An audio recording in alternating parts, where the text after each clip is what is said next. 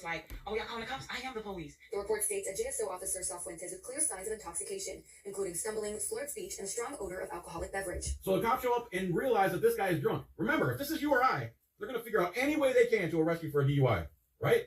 But this is a cop.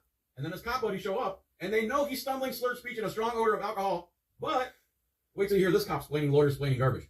That's when things escalated. Before police arrived, Hightower said her son punched Fuentes. Then after police arrived, her husband, Tyree Jennings, punched Fuentes several times. There's the happy ending. So her son and her husband showed up and punched this cop several times. And that's exactly what they need. They need to get knocked down a few pegs. Jennings was detained and then released shortly after. The report adds police did not arrest Fuentes because he did not have possession of his keys, and the incident was not observed by a law enforcement officer. How do you like that? The cops show up, they know he's drunk. And if it was you or I, the first thing they say, well, you got here somehow. The car didn't just manifest itself here. You must have driven here. They would figure out any way to lock you up. But since it's one of their own, they won't do it. Blue line, period. Action News Jack's law and safety expert Dale Carson, with decades of law enforcement experience, says driving under the influence is a misdemeanor. The officers are allowed to make probable cause arrests for misdemeanors only when they actually view the crime. This is such garbage, and it looks like they punched him in the face, too.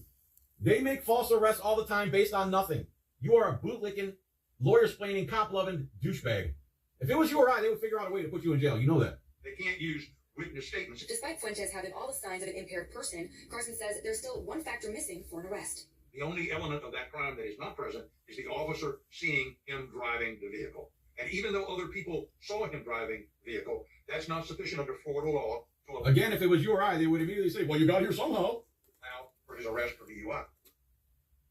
Now, a spokesperson with the Orange Park Police Department says there is currently an internal affairs investigation Oh, good. They're investigating themselves. underway, And people who investigate themselves are sovereign from the rest of us, a.k.a. sovereign citizens. Fuentes is still on duty pending the outcome of that investigation.